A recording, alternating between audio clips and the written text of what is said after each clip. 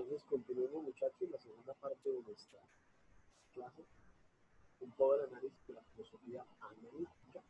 Y hoy, en este momento, quiero que veamos y compartamos un video que pues, es un recurso muy seguramente en caso de beneficio también que dan un video que nos permite entender un poco más de la filosofía analítica de lo que estamos hablando. Profe, ¿Se ve? ¿puedes hablar un poquito más, por favor? ¿Ahí me escuchan mejor? Más o menos. ¿Ahí me escuchan mejor? A ver si ahora sí. ¿No? ¿Todavía no? ¿Qué pasaría que nunca estaba funcionando bien el micrófono? Sonido. A ver, yo puedo subir el sonido.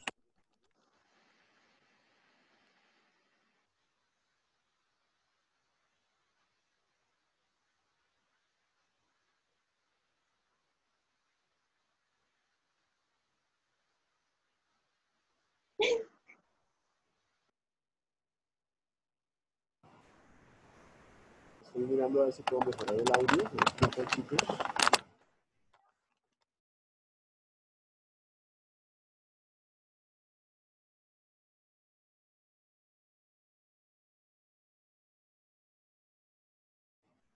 ¿Ahí mejoró, muchachos, o todavía igual? Sí, ya mejor, profe. Ah, bueno.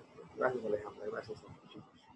Bueno, chicos, entonces les estaba comentando que vamos a observar este video que dura más o menos 5 minutitos larguitos. Tomar apuntes es importante de todo lo que estamos viendo, ¿cierto? Recuerden que los apuntes, ya estando en 11, ya a cortos de la universidad, pues no esperen que se les dicte algo, sino de lo que es, hemos repetido varios conceptos. De hecho, lógica ha sido un concepto que ha aparecido muy seguido en la clase de hoy. La lógica filosófica como ingrediente filosófico. Vamos a observar entonces este video que nos expone un poco también lo que es el contenido de la filosofía analítica. Pues pónganle mucha atención, muchachos. Estoy compartiendo la pantalla. Sí. Eso.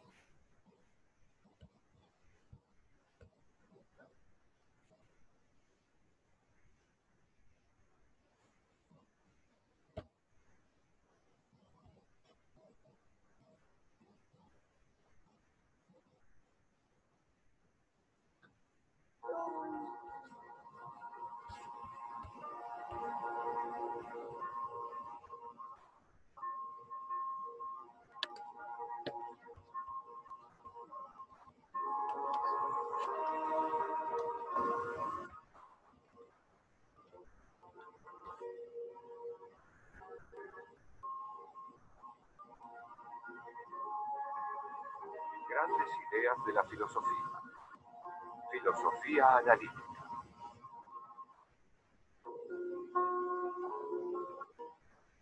La filosofía analítica comenzó a principios del siglo XX en el mundo anglosajón, rebelándose contra la corriente entonces dominante, la del idealismo absoluto, y apoyándose decididamente en el análisis lógico del lenguaje.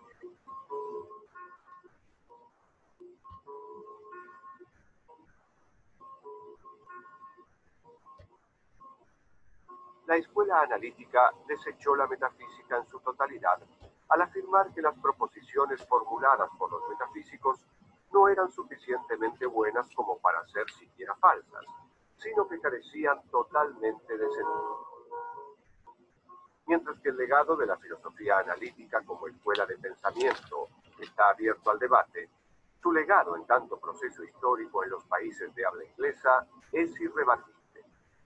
Su objetivo primordial fue y es el de clarificar los temas filosóficos a través de la argumentación, el análisis y el rigor lógico. Una búsqueda que derivó inevitablemente en una investigación exhaustiva del significado y de lo que contiene el lenguaje. Analytical philosophy is La filosofía analítica es una tradición histórica dentro de la filosofía que comenzó a principios del siglo XX. Se inició con el pensamiento de dos estudiantes de Cambridge, Bertrand Russell y George Edward Moore. Bertrand Russell and Moore, who found themselves que se rebelaron contra los puntos de vista de sus profesores de la filosofía dominante en esa época, que era absolutamente idealista.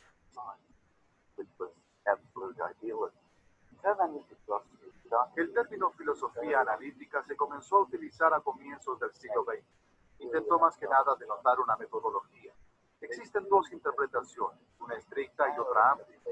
La interpretación estricta es que la filosofía analítica trata el análisis de los conceptos, particularmente a través del lenguaje. Tomamos un concepto como el del lenguaje, que es el que la gente siempre usa. Lo analizamos, es decir, lo separamos en partes y demostramos cómo se combinan esas partes para producir el concepto. La interpretación amplia no se diferencia demasiado de toda la tradición filosófica que comenzó con Platón y Aristóteles.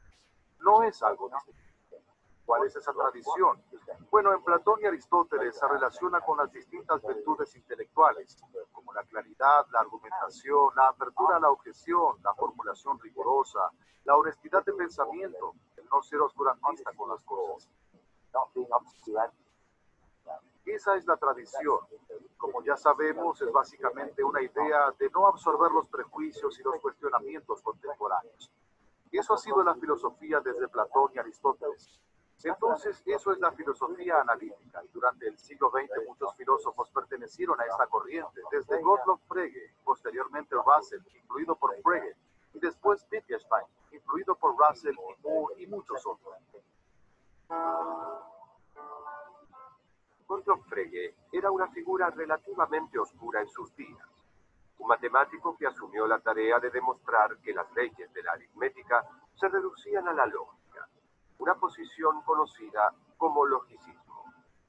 En la búsqueda de su objetivo, realizó la mayor contribución individual al estudio de la lógica en la historia de esta disciplina, y sentó las bases para el estudio riguroso del lenguaje que iba a caracterizar a la filosofía analítica.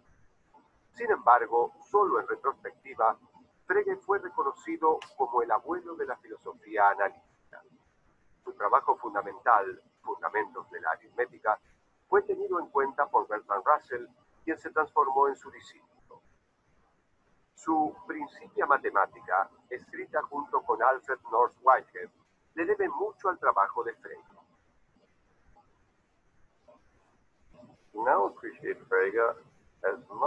Ahora consideramos a Frege tanto fundador de la semántica moderna como fundador de la lógica moderna. Sus trabajos sobre sentido y denotación y otros trabajos, además de sus propios intentos de nivelar los inconvenientes para reducir la matemática a la lógica, son un objeto de estudio continuo. Yo diría que aún hoy es probablemente considerado como uno de los 6 grandes filósofos analíticos. Bueno, chicos, entonces, retomando lo que el video nos presentaba, ahí conocemos entonces los orígenes de la filosofía analítica con Frege, luego o Frege, como lo llaman ahí. También tenemos a Russell y al discípulo de Bertrand Russell, que es Wittgenstein, ¿no? Habíamos hablado sobre Wittgenstein, que murió en 1951 aproximadamente, que estuvo en la Primera Guerra Mundial peleando en el frente ruso, en la Segunda Guerra Mundial, perdón. Una persona que desde la ingeniería, porque era ingeniero, Wittgenstein quiso conceder el Tratado de la Lógica y que le abre las puertas a otros filósofos como Martin Heidegger, que después, ya los que vieron existencialismo el periodo pasado saben que él era existencialista, que hablaba del ser, y Heidegger hablaba, por ejemplo, de que nosotros mismos somos los que tenemos que ser analizados como conceptos, como seres. Entonces, es importantísimo, chicos, que ustedes entiendan ese punto de vista. Hemos visto hoy en la primera parte de la clase, entonces, el contexto teórico de la filosofía analítica. Ahora voy a compartirles en este espacio del Moodle, está subido algo de lo que estamos contemplando y una invitación, chicos, para que ustedes en su tiempo libre, en su momento de, sobre todo para contribuirles a los que están construyendo la respuesta a la pregunta que escogieron, puedan escuchar otras voces que nos hagan pensar distinto. En el tópico que yo titulé Aplicando la filosofía, entonces vamos a tener varios aspectos. El primero de ellos es el de la filosofía aplicada, el valor de la belleza, que vamos a leer un momento, y un trabajo, una tarea que les propongo de aquí al 10 de junio, para que lo vayamos pensando y elaborando. Este sí corresponde a su creatividad, que va a cuestionar el valor de la belleza. Entonces, quiero hacerles una invitación, chicos, y la invitación es muy sencilla. Hay varias herramientas en Internet que nos ayudan a entender la realidad. Una de ellas es el podcast. El podcast es una herramienta de audio, obviamente, donde se presentan varias alternativas, programas de diversos temas. Hace rato se ha construido, desde el año pasado, de hecho, se está construyendo este podcast que tiene que ver con la filosofía aplicada. De la filosofía analítica se desprenden muchas otras funciones de la filosofía. Una de ellas es la filosofía aplicada, que es la que revisamos con Lumaninov, que es la que estamos revisando desde la clase en sí, y es cómo llevamos a la vida personal el contexto de la filosofía. De hecho, aquí en este espacio, por ejemplo, está el podcast ¿Qué es el amor? Para que complementen un poco la respuesta que yo intenté compartir en la clase pasada como ejemplo. Está ¿Qué es una consulta filosófica? Parafraseando un poco a Marinov. Y hay una pregunta que yo quería hacerles para introducir el tema de la belleza, de la estética, ¿no? Una pregunta que es muy interesante y es, ¿qué tan... Esa pregunta es ofensiva para muchos de nosotros, porque un borrego es un animalito que simplemente se deja llevar, donde muchas veces la quiere ir. Un borrego es aquel que pues no lucha, no cuestiona, simplemente está ahí y es llevar de un lado a otro, a pastar, pero siempre va a haber. Entonces, la pregunta fundamental es hoy en el sentido de los conceptos que estamos analizando. ¿Qué tan borregos somos? Y hay una falacia, anoten ustedes, la falacia que consiste simplemente en creer lo que ha dicho la mayoría o lo que dicen los demás. En conceptos como el amor, la belleza, la libertad, la belleza, que vamos a cuestionar un poco hoy, a veces nosotros simplemente afirmamos lo que otros afirman sin cuestionar nada. Y ahí viene el punto de vista de lo que estamos cuestionando. ¿Qué es eso de la belleza? ¿Estamos creyendo y construyendo un concepto distinto o si estamos creyendo lo que dicen los demás? Vamos a analizar el contenido de la estética filosófica. Ustedes ven estética, creo, con el profesor William, que es pues obviamente admirar la belleza artística, cultivar esos valores y competencias para dibujar, de pronto para crear cosas nuevas, ¿cierto? La estética filosófica también tiene esa dimensión de cultivar qué es lo bello, qué es la belleza.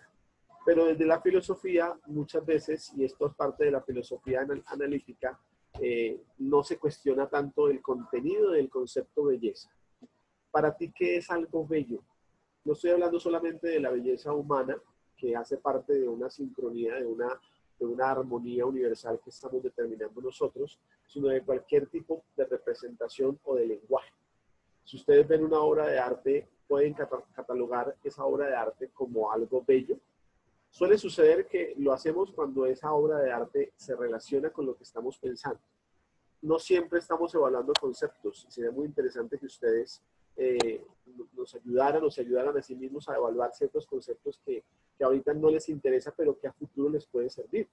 Por ejemplo, algunos que hablaron de la mediana en crisis o cuando el trabajo no funciona, ahí en los trabajos de control de lectura del RAE, pues pueden entender que estamos cuestionando lo que está más allá. O sea, cuando yo llegue a cierta edad y todavía no me halle, no encuentro un sentido, ¿qué es lo que puede estar pasando? Hay otras preguntas en este podcast, no los vamos a escuchar, son programas de 15 minutos, de 20, el mayor que es sobre el amor creo que tiene media hora, si no estoy mal, pues para que ustedes en algún momento lo puedan leer, lo puedan escuchar. ¿Qué es la filosofía aplicada? Al final, ¿sabes pensar o te manipulan? ¿Sabes pensar o te manipulan? Y ahí viene un experimento que yo quería compartirles, que es un experimento que se hizo en la década del 50 del siglo XX, en 1950. Un científico propuso una teoría donde separaban varios individuos a ver unos gráficos y quería comentarles qué fue lo que pasó antes de analizar el tema de la belleza. ¿Por qué estamos haciendo esto? Para que se pongan en contexto, ¿no? Recuerden que ustedes están elaborando una respuesta a una pregunta de tipo filosófico, que alrededor de esa pregunta está el contenido teórico de la filosofía analítica que nos lleva a la filosofía aplicada, ¿cierto? O sea, no es conocer simplemente lo que dijo X o Y filósofo sino llevar a nuestra vida esas definiciones, interpretarlas y por qué no aplicarlas en nuestra forma de pensar, tomar una posición frente a ellas. Entonces hay que tener en cuenta ese contexto. Entonces Solomon Asch, este psicoanalista científico, hizo varios experimentos que se han replicado en la experiencia social en los últimos tiempos. Por ejemplo, cuando un individuo, no sé, se encuentra con alguien que está mirando el cielo y varios lo están haciendo, suele suceder que ese individuo termina mirando el cielo sin saber por qué. Luego, está validando otras formas de pensar que no le son propias. Muchas veces nosotros terminamos imitando respuestas que no nos corresponden. Y es una preocupación grande. Si queremos entender la belleza desde el sentido filosófico, tenemos que reevaluar también qué tan imitadores de otros conceptos somos. Hemos pensado un poco más allá lo que estamos definiendo. Entonces, si quieren poner en sus apuntes allí la estética filosófica, ¿cierto? Desde el sentido de la filosofía, que también toma el arte y tiene una relación directa con el arte para evaluarlo. Y ahí va el trabajo que yo les voy a proponer más adelante, ¿cierto? Es algo más creativo. La estética filosófica y cómo nosotros tenemos que, a través de este análisis de la filosofía, reevaluar si pensamos por nosotros mismos o no. En el siglo XVIII, Immanuel Kant invitaba a las personas a pensar por ellos mismos.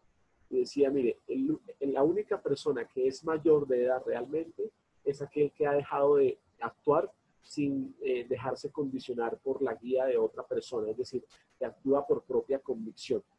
Si yo le preguntara a cualquiera de ustedes qué es la belleza o les mostrara una persona o un cuadro y les dijera esto es bello o es feo, tal vez nuestra respuesta no sería algo propio, sino sería la imitación de alguien más.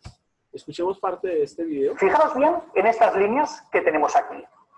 ¿Cuál de estas tres líneas diríais que es igual a la que tenemos como modelo? ¿La A, la B o la C? Parece obvio, ¿verdad? No es muy difícil darse cuenta que la línea C es exactamente igual, tiene la misma longitud que la línea modelo, ¿no? Entonces, ¿cómo nos podemos explicar que en los años 50 del siglo pasado se hiciera un experimento en el que sistemáticamente los participantes daban una respuesta diferente? Nunca decían la respuesta correcta. Os lo voy a contar.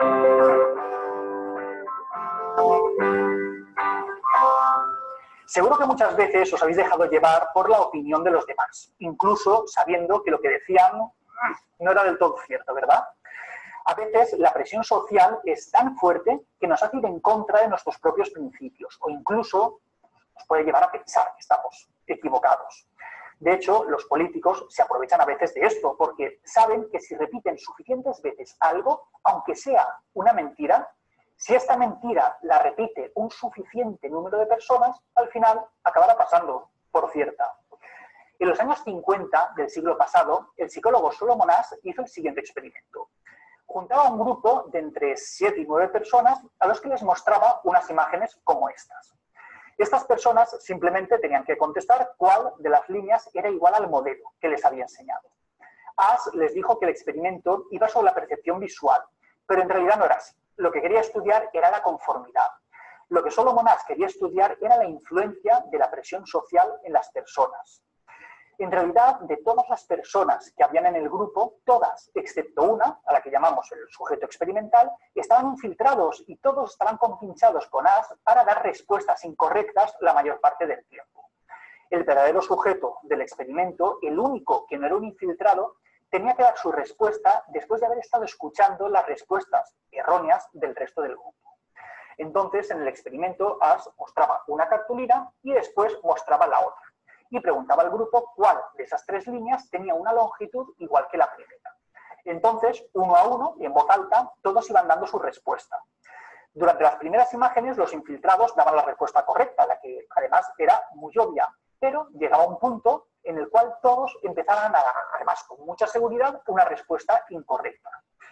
¿Y qué es lo que hacía el sujeto experimental? Pues al principio del experimento, Asch pensaba que la mayoría de las personas no se iban a conformar con algo que era tan obviamente erróneo, pero los resultados le sorprendieron. Vio que un número muy elevado de participantes dio una respuesta incorrecta, la misma que el resto del grupo, a pesar de saber que esa respuesta era errónea. Las personas se estaban dejando llevar por la presión del grupo. Esto ocurrió en un 37% de las ocasiones. Y al final del experimento, cogiendo todos los datos, se vio que 3 de cada 4 personas apoyaron las respuestas falsas del grupo al menos en una ocasión. Esto es, se dejaron llevar por la presión del grupo. Al acabar el experimento, se entrevistó a las personas para preguntarles por qué habían dado esas respuestas. Y estas personas explicaron que sí, que sabían que lo que decían los otros era incorrecto, pero que dijeron lo mismo que el resto del grupo por miedo a destacar, por miedo a ser ridiculizados de alguna manera por el grupo, por pensar de manera distinta a los demás. De hecho, algunos incluso llegaron a pensar que estarían equivocados y que los otros tenían razón si todos lo veían de la misma forma. Entonces, Ash hizo una pequeña modificación del experimento. Cogió a uno de los infiltrados y le pidió que no se equivocara, que diera la respuesta correcta, que rompiera la unanimidad del grupo. ¿Y qué es lo que pasó entonces? Pues parece como si le diera permiso a la persona para discrepar. La persona, el que no estaba infiltrado, ya sentía que no era el único, con lo cual daba la respuesta que creía que era correcta. Y al final la conformidad acababa bajando. ¿Y sabéis qué es lo que resultaba más curioso? Que la conformidad bajaba todavía más cuando la persona que discrepaba, en vez de dar la respuesta correcta, daba una que era evidentemente más errónea que la que había dado el resto del grupo. Esto es, parece que la unanimidad del grupo, que todos digan lo mismo como borregos, es crucial para que se dé la conformidad. Porque es más fácil resistir a la presión del grupo cuando hay algún otro elemento que también está discrepando, aunque no piense lo mismo que nosotros. ¿Y qué implicaciones tiene todo esto? Tener en cuenta que en el experimento de Ash se está haciendo referencia a algo muy concreto, al tamaño de unas líneas, algo que es muy objetivo, algo de lo que nadie parece dudar. E incluso con algo tan objetivo, la presión del grupo es tan grande que la gente acaba cambiando su criterio. Entonces, ¿qué va a pasar cuando hablamos de cosas más sutiles, como un punto de vista, una opinión, una idea? Ahí la fuerza del grupo es muchísimo más grande y nos acaba arrastrando hasta el punto en el que ya ni siquiera somos capaces de darnos cuenta de qué es lo que realmente queremos o qué es lo que realmente pensamos. Bueno, yo quería compartirles eso porque obviamente se trata del contenido de la filosofía. Entonces, ahora que hemos escuchado esta reflexión sobre el experimento de Solomon Asch, ¿qué relación tiene eso con el ejercicio de aplicar la filosofía a nuestra cotidianidad? ¿Será que nosotros también actuamos en muchos conceptos y en muchas ocasiones como borregos que siguen a un grupo? Repito, estamos evaluando esos conceptos desde la filosofía analítica que tiene mucha relación con la filosofía del lenguaje, ¿cierto? Entonces viene la pregunta, ¿tú vas a definir lo que los demás definen? Si habláramos sobre política, por ejemplo, ustedes ya comenzaron a tomar una posición sobre política, sobre lo eficaz que ha sido el presidente, o bueno, qué sé yo, todo lo que está pasando en la realidad actual, ¿tendríamos una posición personal o estaríamos simplemente escuchando a otros para sustentar una idea que ni siquiera es nuestra? Porque a mí me preocupa mucho, chicos, que al intentar dar una respuesta a las preguntas que ustedes han profundizado, no den una interpretación que sea suya, sino que simplemente se limiten a copiar lo que ya otros han dicho. La filosofía sí parte de la reflexión de otros, obviamente, y tiene en cuenta las ideas de autores, de personas que son evidentemente mucho más formadas que nosotros para decir, oiga, es interesante ese punto de vista. Pero la filosofía es el ejercicio crítico frente a esas mismas posturas de los demás. Si yo les hablara sobre la belleza, que es el tema que sigue en el contexto filosófico de la filosofía aplicada, yo quisiera que usted partiera de ese supuesto, no desde la interpretación que ha copiado de otros, es decir, yo sé que algo es bello por esto, sino que se cuestione y se pregunte, ¿realmente entiendo qué es la belleza? Puede ser, por ejemplo, la estética una manera de comunicar expresiones, emociones, sentimientos, es decir, una manera de lenguaje que está entre líneas, ¿cierto? Y este es un problema muy difícil. El problema de la estética tiene que partir de que toda interpretación es subjetiva. Cada uno hace una propia interpretación de la realidad, del lenguaje, de lo que está pasando. ¿Por qué será que los seres humanos, chicos, sufrimos, por ejemplo, cuando alguien nos mira mal, cuando alguien nos hace una seña, cuando alguien de alguna manera nos está aparentemente insultando? Porque cada uno tiene una interpretación personal de la realidad que está afrontando. Y si uno no llega a analizarla, a profundizar, a dialogar con el otro, que es acercarnos al pensamiento del otro para saber si esa interpretación que yo estoy haciendo es verdadera, pues se van a causar prejuicios, heridas, hasta divisiones que son inútiles. Es decir, si ustedes y yo comenzáramos a hablar de política o de temas como el aborto, la eutanasia, que son temas como por ejemplo la genética, como por ejemplo, no sé, quién es bueno, quién es malo en el contexto actual, ¿cierto? Si un influencer hace un buen trabajo o es alguien inútil, comenzaríamos a discutir desde nuestro punto de vista sin haber formado antes un concepto, que es lo que yo pretendo, chicos, ustedes entiendan. Hay que formar ideas propias, obviamente teniendo en cuenta otras cosas que se han dicho, pero siempre siendo críticos, ¿vale? Entonces, yo quisiera que tomaran eso en cuenta porque ahora vamos a analizar qué es la estética filosófica a profundidad y de lo que ustedes comprendan, chicos, viene el trabajo que van a hacer más adelante. Entonces, el trabajo tiene que ver con la estética o con la dimensión de lo bello, ¿listo? Ustedes van a tener que rebuscar o indagar o de alguna manera cuestionar algo que les parece bello o prudente para comunicar desde el lenguaje formal, ¿cierto? Desde el lenguaje del arte, una emoción, un sentimiento, algo que ustedes están pensando, algo que los inquieta. ¿Por qué no? Ojalá algo que tenga relación con la pregunta que están resolviendo desde el sentido de vista filosófico y que en las 3 clases siguientes ustedes nos van a compartir en diferentes momentos.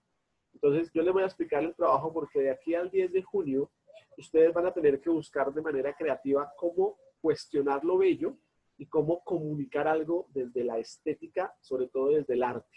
¿Listo? Que puede ser el arte entendido como una expresión de la subjetividad, ¿vale? Entonces, para eso, yo les compartí, chicos, y está allí en el Moodle, un PDF. Voy a salir de acá de este video. Me disculpan un segundo que no salió por ¿qué pasó? Esto es algo que se conoce muy... Perdón, ahora sí. Ya vimos esto. Aquí aparece este PDF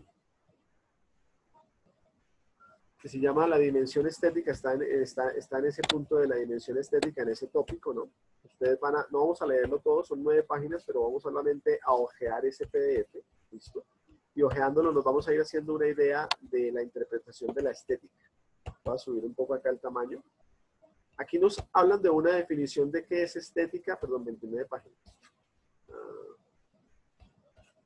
Mentiras, este no es, disculpen. Este es otro que yo tenía sobre la filosofía. El valor de la belleza. Ahora sí. De la filosofía aplicada. Entonces, al leer este que tiene 9 páginas, chicos, vamos a entender un poco las definiciones que hay sobre estética desde la filosofía. Y entender, por ejemplo, qué decía Nietzsche sobre la belleza y por qué la belleza estaba en el centro de la reflexión de Nietzsche. Qué es lo que pasa con la reflexión de Sócrates, de los demás filósofos que podemos entender. ¿Listo?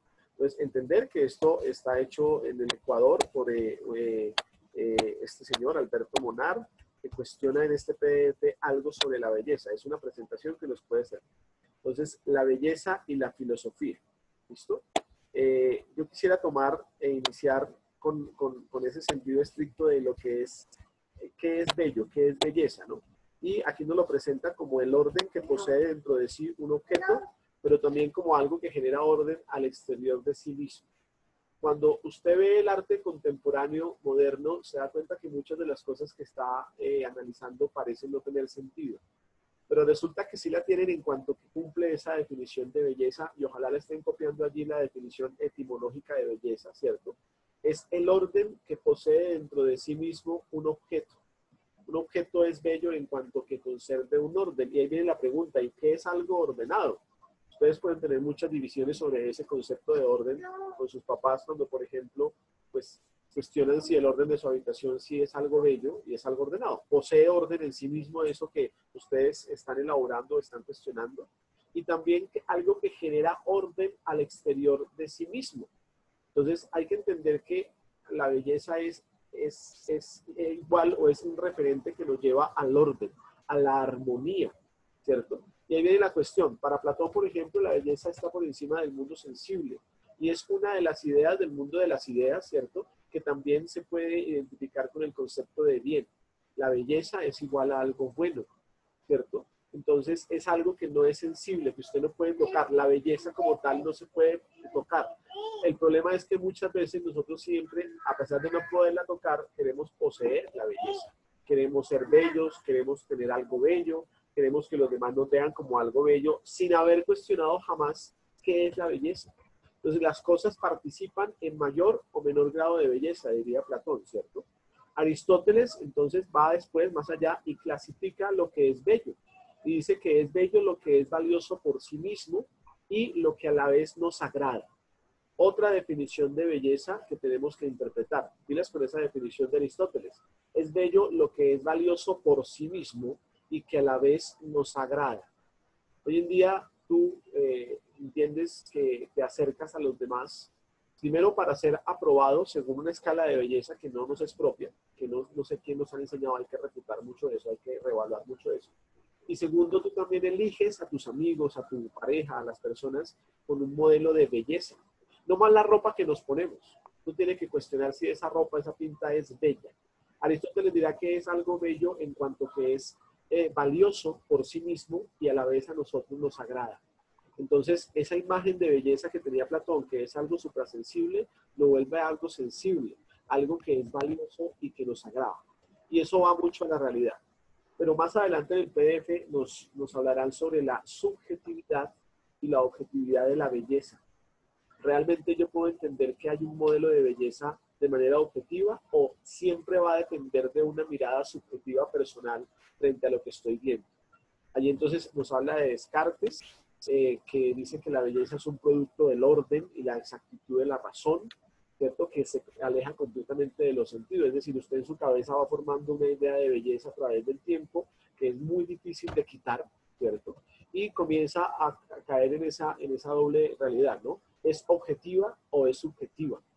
¿Algo bello es bello en sí mismo o es bello porque yo así lo estoy interpretando? Entonces, es parte del momento de la experiencia de un sujeto.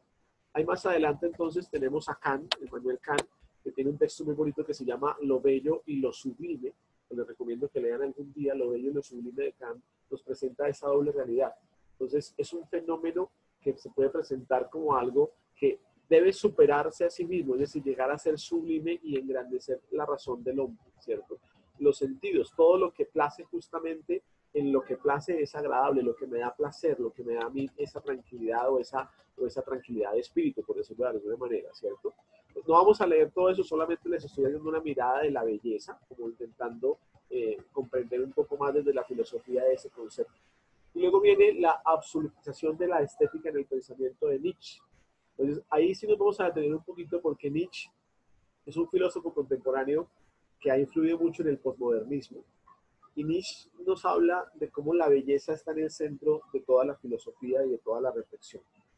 Entonces, vamos a leer algo sobre Nietzsche. Allí sí les voy a pedir que me ayuden para poder leer al menos algunos párrafos y que podamos entender que hay que buscar ese intercambio de lo bello y de lo no bello.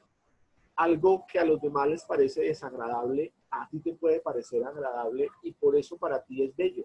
Pero los demás van a señalarte y cuestionar porque no entra en el estándar comunitario de belleza. Y ahí va la relación con el video que vimos sobre el experimento de Asch, de Solomon Asch. ¿Quién determina qué es lo bello? ¿El consenso común? La presión social que te dice a ti, esa ropa no es bella, no te la pongas, o no te ves bien con ese maquillaje, señorita, o no te luce ese peinado. ¿Quién determina eso? O simplemente es la determinación personal de algo que me causa orden, me agrada y me tranquiliza, ¿por qué no decirlo? ¿Cierto? Entonces, hay muchas interpretaciones de lo que es bello. Ahorita en la siguiente sesión nos vamos a detener a ver algunas representaciones artísticas para cuestionar esa belleza. Y el reto que yo les quiero proponer es ese. Ustedes van a buscar una obra de arte, algo que en la estética artística nos cuestione, tenga que ver con lo que yo pienso, me haga sentir cierto orden, me demuestre cierto orden, cierta armonía, y vamos a intentar representarlo de manera personal. ¿Cómo? Mediante dibujos, mediante nuestra propia figura, ¿cierto? Mediante la imitación de esa obra artística, explicando el contenido de eso bello, no solamente el autor y cuándo se creó y todo eso, sino por qué eso puede considerarse algo bello y de pronto comunica en el lenguaje algo. Yo ahorita les voy a mostrar varios ejemplos sobre eso. ¿Listo, chicos? Nos quedan 3 minutos de esta llamada. Ahorita cuando comencemos o retomemos en 3 minuticos, vamos a comenzar a leer 2 páginas de este PDF nada más.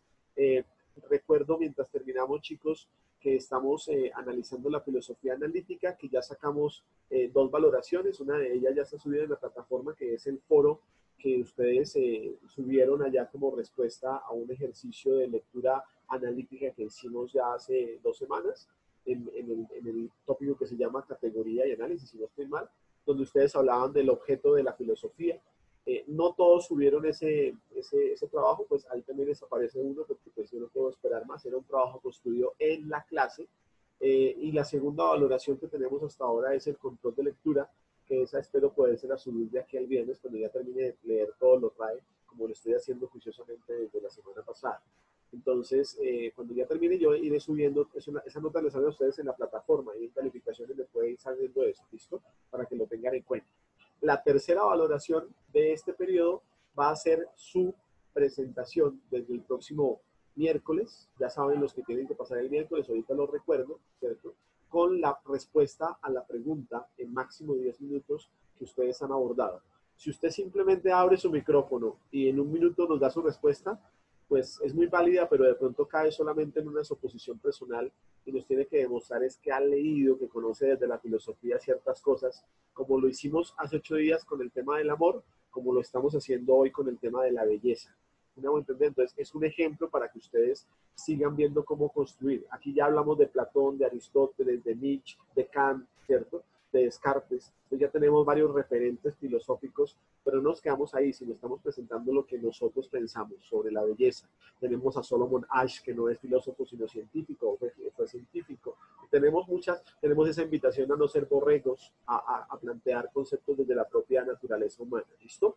Entonces nos queda un minuto, voy a desconectar la llamada y en un minutico nos vamos a conectar para continuar la clase y terminar en el día de hoy. ¿Listo, muchachos? Un minutico.